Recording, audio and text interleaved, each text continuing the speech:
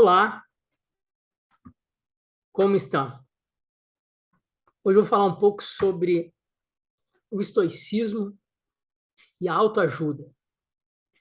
Já peço desculpa antecipadamente, como assunto, né? O estoicismo, tem várias coisas que eu estudei sobre ele, estudo ainda.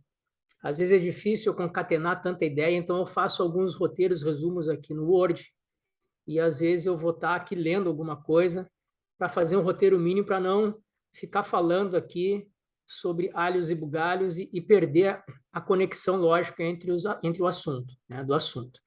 Então, às vezes eu vou estar aqui lendo um pequeno documento só para o roteiro que eu fiz, para poder manter uma coerência no argumento aqui, naquilo que eu quero trazer para vocês hoje sobre o estoicismo e a autoajuda. Bom, por onde começar? Eu vou começar aqui, então, lendo uma citação desse livro aqui, muito rapidamente, do Pierre Hadot, Exercícios Espirituais e Filosofia Antiga, já devo ter falado dele em outros vídeos. Pierre Hadot, filósofo francês, já falecido, que trouxe à tona novamente, na contemporaneidade agora, a questão da filosofia antiga, fundamentalmente estoicismo, as outras filosofias, epicurismo, até aristotelismo e platonismo, enquanto um modo de vida, enquanto exercícios existenciais ou espirituais para o bem viver, e não uma teoria sobre a vida. Mas as teorias são a justificativa de como devemos praticar o bem viver. Então é nessa tônica que esse livro aqui, bem interessante, e tranquilo de ler mesmo para quem não é da filosofia, tá? Vale a pena ler esse livro aqui. O que ele diz? Né? No subtítulo aqui, Aprender a Viver. Ele fala assim, os estoicos, por exemplo, declaram explicitamente para eles a filosofia é um exercício. A seus olhos, a filosofia não consiste no ensino de uma teoria abstrata, ainda menos na exegese de textos, mas numa arte de viver, numa atitude concreta, no estilo de vida determinado, que engloba toda a existência. O ato filosófico não se situa somente na ordem do conhecimento, mas na ordem do eu e do ser. É um progresso que nos faz ser mais, que nos torna melhores. É uma conversão que subverte toda a vida, que muda o ser daquele que a realiza. Ela o faz passar de um estado de vida inautêntico, obscurecido pela inconsciência, corroído pela preocupação, para um estado de vida autêntico, no qual o homem atinge a consciência de si, a visão exata do mundo, a paz e a liberdade interiores. Bom, aqui é um ato filosófico, é uma maneira de ser. É, portanto, uma autoajuda. Né? De certa forma, a filosofia grega antiga, que ele fala dos estoicos, nós vamos colocar o epicurismo, vamos colocar o ceticismo, vamos colocar o cinismo, Aristóteles e Platão, como uma forma de autotransformação, uma terapêutica de si, uma autoajuda. Né? Então, podemos sim dizer que a filosofia grega antiga, romana, ou grega mesmo, né? O helenismo, ou na Grécia, helênica, mais, como se diz o termo, clássica, né? Na filosofia grega clássica ou no helenismo, a filosofia é uma autoajuda. Então, tá. Então, qual é o problema de considerar hoje o estoicismo ou outras teorias filosóficas antigas, que agora parece que está na moda, usar o estoicismo como autoajuda? Qual é o problema de considerar o estoicismo ou a filosofia no geral como uma autoajuda? Bom, acho que primeiro a gente tem que diferenciar aqui o filosofar da autotransformação, do ato filosófico que o Pierre Hadot está nos falando, do que nós chamamos hoje de autoajuda, embora daria para considerar que aquela filosofia grega antiga, que o estoicismo, o epicurismo, o cinismo, são uma forma de autoajuda. Ok. É uma filosofia voltada para a autotransformação pessoal. Ela não é uma filosofia voltada para o outro. Nós não aprendemos filosofia, não se aprendia filosofia para cuidar do outro, como as psicologias, como a filosofia clínica, qual eu sou terapeuta hoje também faço. Então, essa é uma diferença fundamental. A filosofia como terapêutica de si, antiga, ela é voltada de si para si. As pessoas iam a escolas filosóficas para pensarem a sua própria, com aquelas frases, com os ensinamentos, pensar a sua própria existência, seu próprio horizonte existencial, a sua própria vida, dentro da sua cidade, dentro das suas relações sociais. Mas era para ela. Ela fazia essa própria mudança. A matéria-prima da filosofia é a sua própria vida, e não a vida de outro. Okay? Não é que haja problema. Epiteto até fala, né? Ele coloca ali no Enquiridion que se a gente pode tentar ajudar pessoas que estão sofrendo, nós temos que ter a noção de que o sofrimento dela não é nosso. Né? Então, ali ele dá as representações dela não são as nossas, né? Como ele fala assim, né? Os juízos dela. Ele dá, né, uma abertura para que a filosofia seja uma ajuda para outros, mas fundamentalmente não, ela é uma ajuda para si mesmo, para quem ir às escolas filosóficas, repensar sua vida, seus conceitos, suas práticas para a sua própria existência. Ok. Isso se fazia dentro de, como o Hadot colocou ali, um ato filosófico. Um ato filosófico. Então, podemos colocar o ato filosófico como um filosofar. Okay. Então, o filosofar, o ato filosófico, que o Hadot nos fala ali, é uma forma de autoajuda. Mas de uma maneira peculiar, que não está contemplada no que se designa hoje, né, que tem nas livrarias aí como autoajuda, como os best-sellers. Essa autoajuda que se vende nas livrarias, ela é muito mais parecida com um tipo de racionalidade prática de meios para fins, do que com uma racionalidade reflexiva que engloba, como diz ali o Pierre do todo o seu ser, todo o seu eu, toda a sua existência. Então, o filosofar, o ato filosófico de autoajuda que Pierre nos fala, ele é um ato abrangente de reflexão, não apenas uma reflexão sobre meios para fins. Então, o tipo de autoajuda que a filosofia grega antiga oferece, ela é uma reflexão ampla sobre o ser humano, sobre sua própria vida e suas circunstâncias, mas de maneira ampla, sobre a minha posição no mundo, sobre como compreender as minhas ligações fundamentais enquanto ser humano, comigo mesmo, com o mundo, com os outros. Isso é muito diferente do que, sei eu, ficar na frente do espelho e dizer 20 vezes que eu sou uma pessoa de sucesso, estabelecer metas práticas diárias para mudar hábitos. Isso é um tipo de autoajuda, mas não é o que a filosofia grega nos oferece. E por que essa autoajuda filosófica, onde é que ela está fundamentada? Não é na racionalidade prática, não é nas metas a curto prazo, não é no sucesso material. Então, ela está fundamentada, eu vou botar de forma geral, não vou especificar, mas de forma geral, tem duas referências, duas expressões, dois conceitos fortes, dos quais essa terapia de si está fundamentada, que estava no espírito, né, grego da época. Eles pensavam sempre as questões éticas, sociais, políticas, a partir de duas categorias: a finalidade e a natureza. Daria para fazer vídeos e vídeos só sobre duas categorias, duas expressões. Mas vamos ser um pouco mais específico aqui. O que se pretendia ali era a finalidade do ser humano. Então, na ética, a Nicômaco de Aristóteles, ele começa exatamente assim. Todas as coisas têm uma finalidade. Cumprir a sua finalidade seria o bem da coisa. Quem cumpre melhor a sua finalidade, melhor é. A finalidade da faca é cortar. A faca que corta melhor, mas cumpre a sua finalidade, melhor é a faca. Quando ela se afasta da sua finalidade, ela deixa de ser uma boa faca. Então, o valor está relacionado com a finalidade da coisa, né?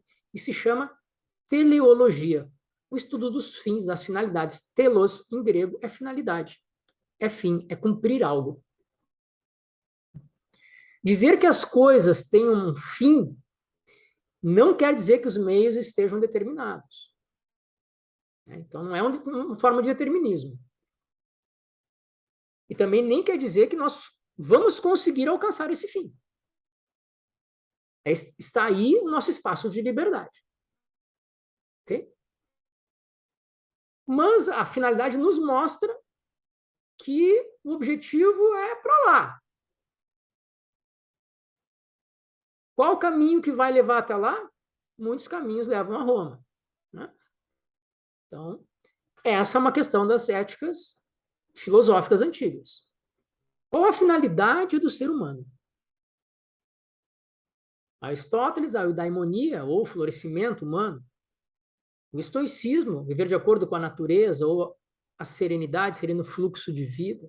Ou a ataraxia, a, a imperturbação da alma para os epicuristas.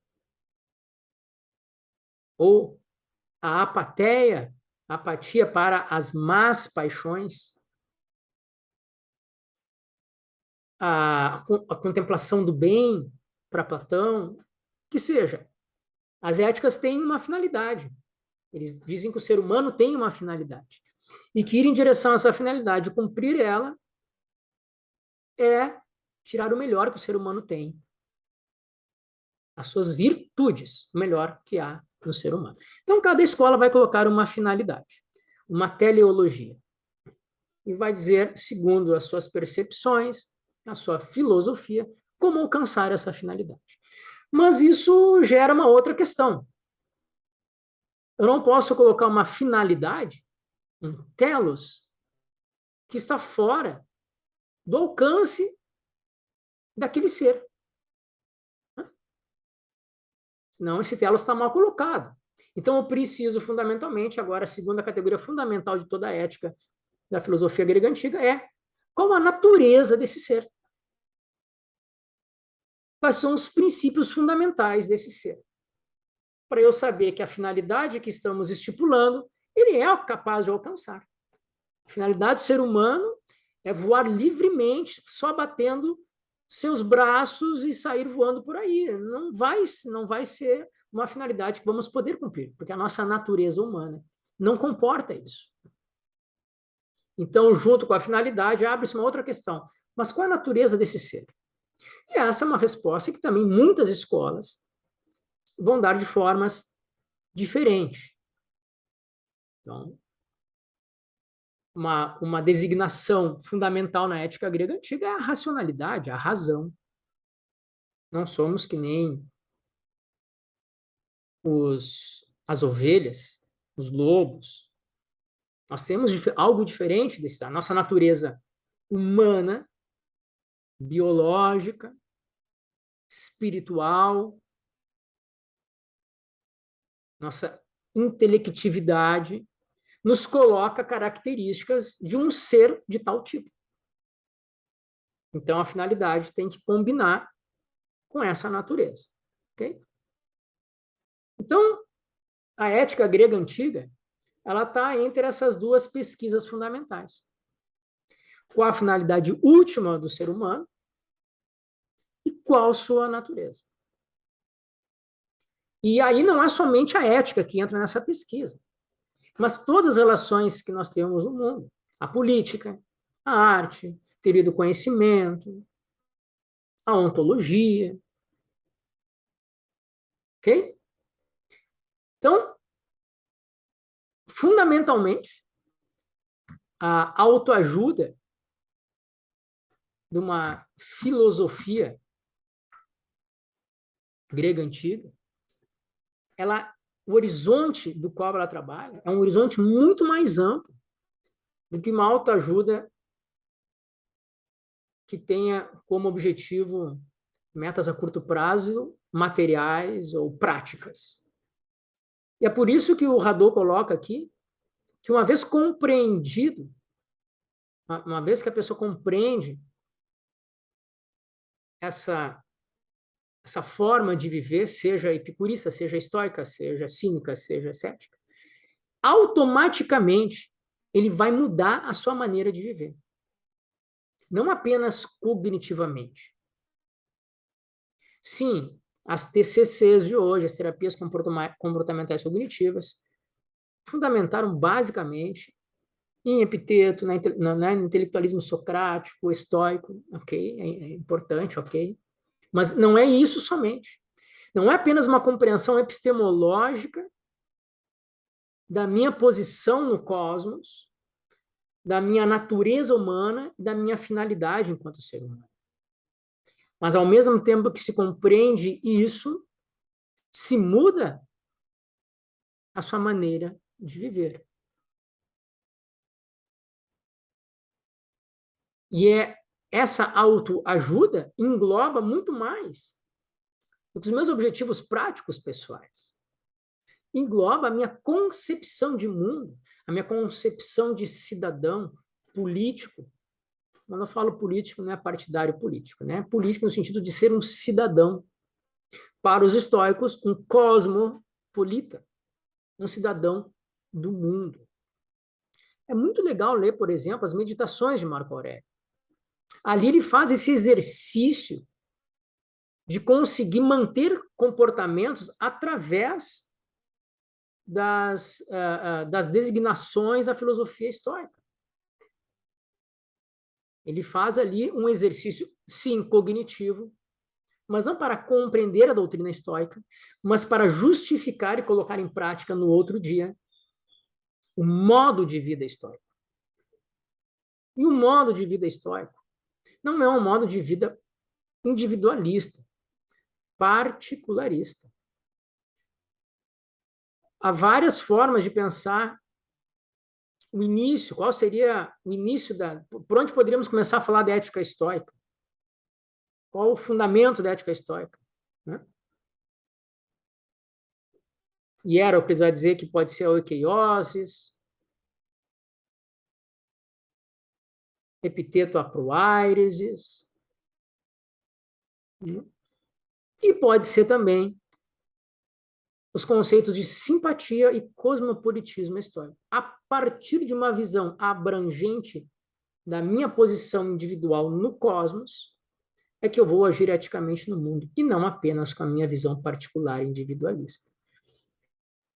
O estoicismo não é uma teoria, uma filosofia de autoajuda para o indivíduo ser, sei eu, um líder sozinho no mundo. Leiam Marco Aurélio, que era um líder, que era um imperador. Ali ele revive e revira muito da teoria estoica, fundamentalmente em Epiteto, esses pensamentos estoicos abrangentes. Muito mais do que apenas ser um imperador e ter que resolver suas questões diárias enquanto essa posição. Mas como isso repercute no cosmopolitismo. Então, a teoria estoica, a ética estoica, enquanto uma autoajuda, ela nos coloca fundamentalmente dentro do social, dentro do político, dentro da comunidade de todos os seres humanos. É um tipo de autoajuda que só vai ter sentido, não se eu alcançar minha meta, se eu me sentir melhor amanhã comigo mesmo, mas se isso fizer diferença para manter ou conquistar virtudes sociais, das quais todos estamos conectados. É muito importante quando a gente pensarmos no estoicismo, pensarmos que as virtudes individuais só têm sentido se elas forem validadas pelas virtudes sociais. Aí vemos Cícero, o conceito de justiça, com a virtude da justiça, Cícero também, um cosmopolita, Sêneca também, né? Então, quer dizer, quando pensamos o estoicismo como autoajuda, nós temos que aprender, como diz Hierocles, né, filósofo também romano, a pensar nós como círculos concêntricos, a partir do meu centro, de mim mesmo, do reconhecimento de que eu sou algo separado dos outros, mas por isso mesmo tenho agência a partir, vai dizer o estoico, dos 14 anos, com uma racionalidade completa, eu tenho agência frente à realidade. Posso e devo me considerar além de mim, além dos meus familiares diretos, dos meus parentes, dos meus vizinhos, os círculos cada vez maiores, da minha cidade, da minha polis, do meu estado e do mundo todo, como um agente conectado a todos eles. Isso lá atrás eles já pensavam nessa forma de construir essa personalidade moral, ética, a partir dessa conexão com todo o cosmos. Imaginem hoje que nós temos acesso a um clique da internet a poder fazer uma ajuda ou colocar uma fake news à disposição de milhares e milhares de pessoas, e isso poder influenciar a vida e a decisão de algumas pessoas. É sempre difícil a generalização, mas parece que hoje, com acesso à interconectividade que temos, quase todas as nossas ações são éticas. Tem peso moral. Mais importante é conceber o estoicismo nesse momento como uma filosofia que dá conta das nossas relações sociais mais amplas, e não como uma fortaleza de si para alcançar minha metinha no final do mês. Tá isso no estoicismo também? Tá? Mas isso não é nem o começo da ética estoica, e nem o final dela. É só uma parte. Sim, somos responsáveis pela nossa construção da nossa personalidade moral, pelo aperfeiçoamento do nosso caráter. Sim, somos nós, inalienavelmente somos nós. Mas isso é uma parte do estoicismo. Nem começa nem termina aí. As pessoas destacam isso e usam como propaganda aí para considerar o herói de si mesmo. Sim, o estoicismo hoje é fundamental na nossa cultura, exatamente pela hiperconexão, hiperconectividade que temos, pela capacidade de influência de que o nosso banho mais demorado aqui pode acabar prejudicando a água de um bairro distante. E é assim hoje. A nossa consciência ecológica, comunitária hoje, a ética pede que a gente tenha essa consciência comunitária e ecológica, porque nós estamos influenciando não só pessoas que nós não conhecemos hoje, nunca veremos, como sabemos, pela sustentabilidade, gerações futuras que nós não vamos ver. Nesse sentido, a filosofia estoica é uma grande autoajuda para construirmos a nossa personalidade moral, mas com uma concepção cosmopolita, e não uma autoajuda de bater meta e mudar hábitos. Funciona isso para o estoicismo? Funciona, mas olha só, isso não é nem o começo do estoicismo. Isso é uma redução. Ok, querem fazer, façam.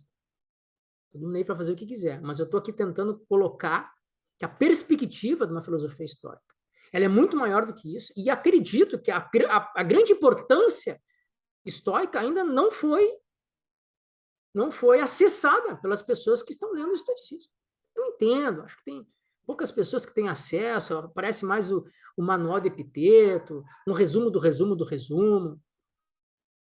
Mas temos hoje muitos trabalhos, fundamentalmente com o professor Aldo Dinucci e todo esse grupo de estoicismo do Brasil, que podem mostrar para quem tiver interesse um estoicismo humanista, conectado com a realidade, cosmopolita, conectado eticamente, preocupado com o social. Então, para finalizar aqui, eu quero dizer, sim, a filosofia antiga é uma espécie de autoajuda, não tem problema de considerar isso, porém, todavia, contudo, não na mesma concepção, na mesma acepção que usamos autoajuda hoje, que é vendido aí nas livrarias. Se quiserem deixar comentários, quiserem deixar sugestões de temas, por favor, só colocarem, se gostarem, quiserem dar like e compartilhar, ajuda o estoicismo aí a ser conhecido por mais pessoas. Tá bem? Muito obrigado e até o próximo vídeo.